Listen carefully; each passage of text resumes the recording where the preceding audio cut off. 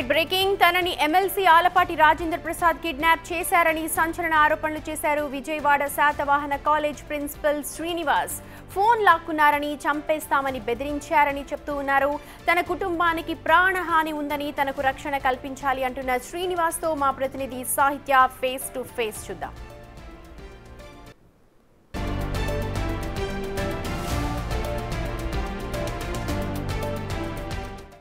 Satavahana college principal Vankayalapati Srinivas kidnap అయితే కలకలం రేపిందని చెప్పొచ్చు. అయితే ఇప్పుడు ఆ కిడ్నాప్ బారి నుంచి కూడా నిన్న రాత్రి 3 గంటల సమయంలో అయితే కనుక వాళ్ళు విడిచిపెట్టిన పరిస్థితి అయితే ఉంది. ఆ చెర నుంచి కూడా వంకాయలపాటి శ్రీనివాస్ ఇప్పుడు బయటకు వచ్చారు. ప్రస్తుతం మనతో బిగ్ టీవీతో ఎక్స్క్లూజివ్గా ఆయన మాట్లాడడానికి అయితే ఉన్నారు. సరే, ఏంటి కిడ్నాప్ అంటే? నిజంగా అంటే అంతమందిలో కూడా పగలపూటనే మిమ్మల్ని థియేటర్స్ మాల్ దగ్గర నుంచి వాహనం ఎక్కించుకుని మరీ తీసుకెళ్లారు. ఎక్కడికి తీసుకెళ్లారు, ఏంటి, ఎవరు కిడ్నాప్ చేశారు, మీ ఆరోపణలు ఏంటి? మీరు ఆల్రెడీ కంప్లైంట్ కూడా చేసిన పరిస్థితి ఉంది. ఇప్పుడు నిన్న మన ప్రజెంట్ ఎమ్మెల్సీ ఆలపాటి రాజేంద్ర ప్రసాద్ గారు ఈ ల్యాండ్ మన కాలేజీ ల్యాండ్ డిస్ప్యూట్లో ఫోన్ చేసి రమ్మన్నారు. నేను వేరే పని మీద ఉంది సార్, వస్తానంటే ఆయన పిఏ రాజేష్ని, శ్రీధర్ అనే వ్యక్తిని మా ఇంటికి పంపించారు 5:30 ఆ టైంకి. పంపించిన తర్వాత ఆయన వాళ్ళు సుమారుగా గంటన్నర అక్కడ వెయిట్ చేశారు నా కోసం.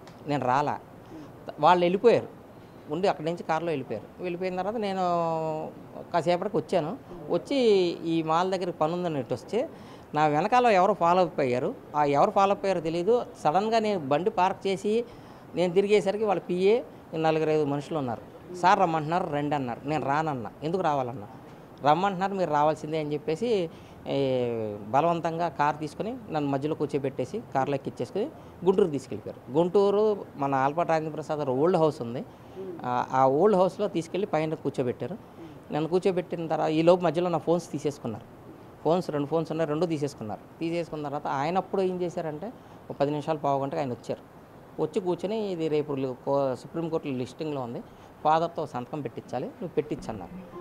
ఎంత డిస్ప్యూట్ నడుస్తుంది కదా సార్, ఇవన్నీ దాంతో చాలా డిస్కషన్స్ జరిగాయి. మాకు ఆయనకి బెదిరించారు, చేస్తానన్నారు. సరే, ఇక అంటే ఏమని బెదిరించారు మిమ్మల్ని? ఇప్పుడు నేను చేయగలిగిందంటే ఇక్కడ నుంచి నేను 2 నిమిషాలు నేనేం చేయలేను అనుకుంటున్నావా, నాది గవర్నమెంట్, నేను ఇప్పుడు పార్టీ ఇది, నేను 2 నిమిషాలు పడుతుంది ఇక్కడ నేను చేస్తే ఎవడొస్తాడు నీ వెనకాల, ఎవరు ఏం చేయగలుగుతారు అన్నారు. ఆ సిచ్యువేషన్లో అంతమందిలో నేను చేయగలిగింది ఏం చేయమంటారు, మీరు ఏం చేయమంటారు సార్ అన్న. నాకు ఒక మెయిల్ పెట్టమన్నారు, 2 లైన్స్ చెప్పారు. సుప్రీంకోర్టు జడ్జి లాయర్కి పెట్టమన్నారు, పెట్టేశాం.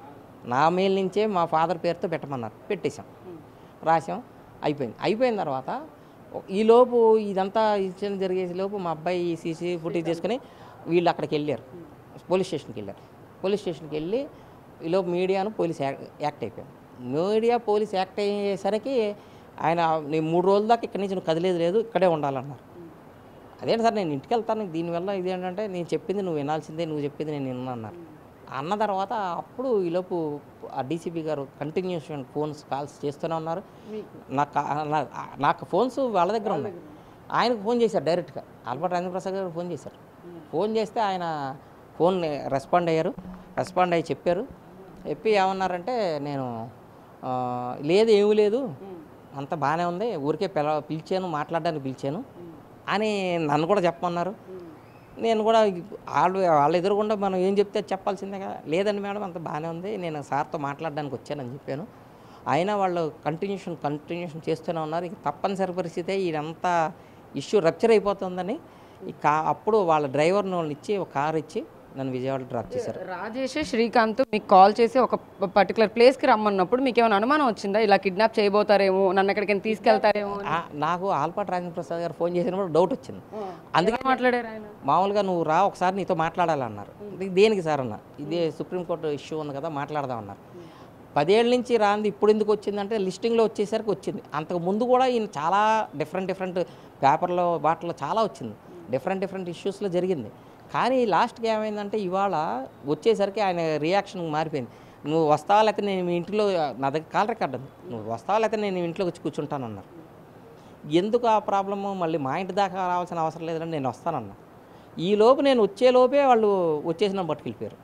మనం వెళ్ళేటప్పుడు మీరు ఎవరికి ఫోన్ చేయడానికి కానీ ఏం ట్రై చేయలేదా? అంటే ఎవరికైనా చెప్దాం అరవడం కానీ ఇలాంటివి ఏమి చేయడానికి లేదు. వచ్చారు, నాకు గట్టిగా పట్టేసుకున్నారు, చేయి పట్టేసుకున్నారు, ఫోన్స్ పక్కన చేయి గట్టిగా పట్టుకుని వెంటనే కారు ఎక్కిచ్చేసారు నాకు.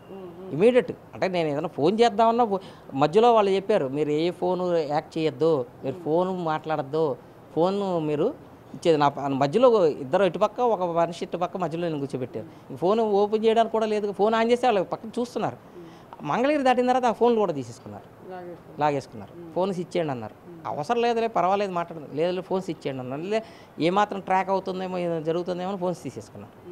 ఎప్పుడు లాస్ట్లో ఇచ్చారు. ఈలోపు పోలీసులు యాక్ట్ చేసిన తర్వాత మా అబ్బాయి మాట్లాడాను, నా ఫోన్ నుంచి మాట్లాడమంటే అప్పుడు ఇచ్చారు ఫోన్ తీసుకొచ్చి. అప్పటిదాకా ఫోన్ ఇవ్వాలి. ఫోన్ కూడా ఎక్కడికో పంపించారు, వేరే చోటకి. పోలీస్ కంప్లైంట్ ఇచ్చిన తర్వాత మిమ్మల్ని ట్రాక్ చేసిన తర్వాత ఫస్ట్ మీతో ఎవరు మాట్లాడారు? అంటే వాళ్ళు మీరు ఏమైనా అడిగారా, నన్ను ఎందుకు ఇలా తీసుకొచ్చి ఇక్కడ బంధించారు, లేకపోతే ఎందుకు నా ఫోన్ లాగేసుకున్నారని మీరు అడిగారా? అడిగాను.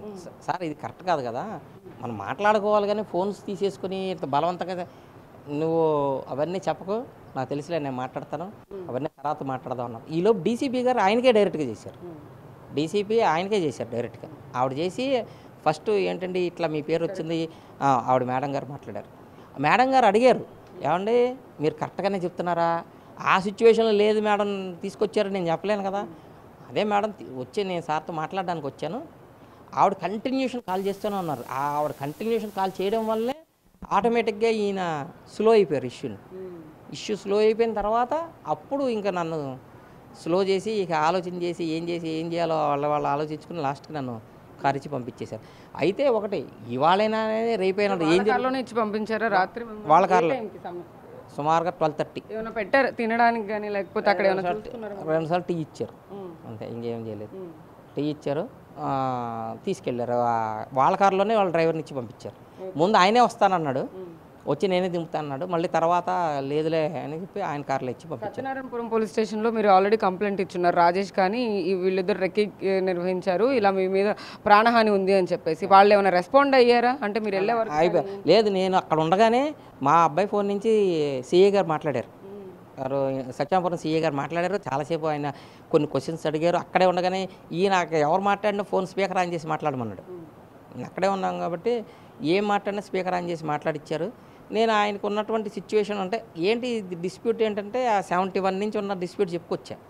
ఏంటిది డిస్ప్యూట్ ఏంటి, ఏదన్నా ఎవరికైనా కావాల్సింది అంటే ఈ ల్యాండ్ మీద ప్రేమతోనే అందరూ వచ్చారు. అందరూ గొడవపడేది ఇప్పుడు ప్రజెంట్ ఏంటంటే ఈ ల్యాండ్ మీద ఇష్యూ ఏంటంటే లాస్ట్ దానికి మా ఫాదర్ సంతకం కావాలి కాబట్టి ప్రెషరైజేషన్ మా మీద పడింది, అంతకుమించి ఏమీ లేదు ఇందులో. ఇంత డ్రామా జరిగింది. కిడ్నాప్ తర్వాత ఇంటికి వెళ్ళిన తర్వాత మీ ఫ్యామిలీ రియాక్షన్ ఏంటి? అంటే మీ అబ్బాయి కూడా ఆల్రెడీ కంప్లైంట్ ఇచ్చున్నారు కృష్ణలంక పోలీస్ స్టేషన్లో.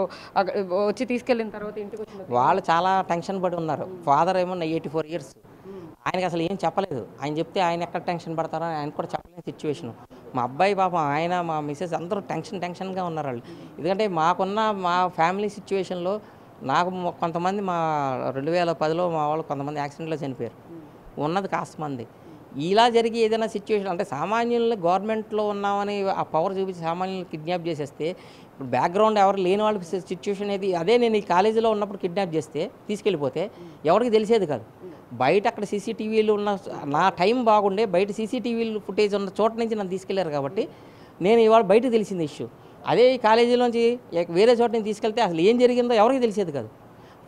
ఫోను ఏముంది ఆపేస్తారు, ఫోన్ స్విచ్ ఆఫ్ చేసేస్తారు. మనం ఎక్కడ ఉన్నామో కూడా తెలిసేది కాదు కదా.